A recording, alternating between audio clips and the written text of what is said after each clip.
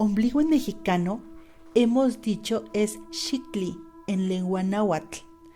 Los antiguos tenían por costumbre sepultar los residuos del ombligo.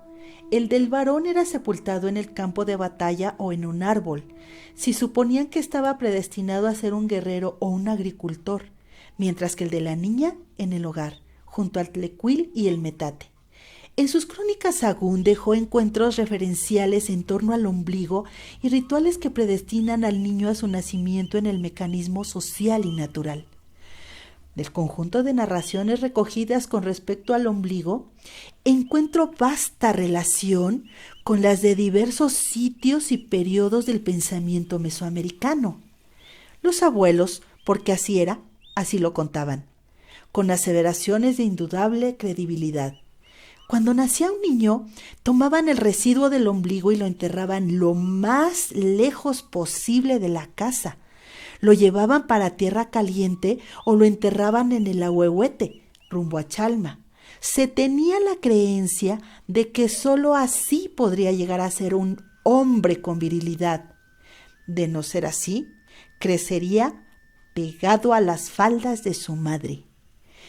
Pero en el caso de las niñas, era enterrado a un lado del metate o del tlecuil, refrendando la creencia ancestral de que así cuidaría a sus hijos y su hogar cuando mujer. Enterrar lejos el ombligo del varón tiene como significado social separar al hijo de la casa. Este debe criarse fuera del hogar.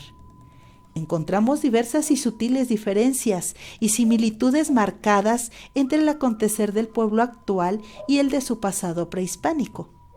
En la primera acotación, el niño, predestinado a ser guerrero, tomará prisioneros de guerra, morirá batallando o será sacrificado como ofrenda ceremonial.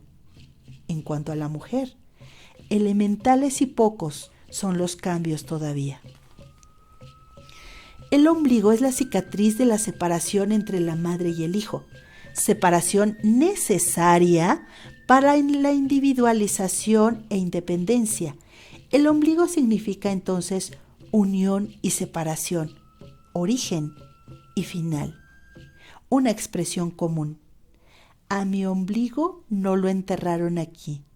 Es empleada para manifestar coloquialmente la separación del hogar o del pueblo.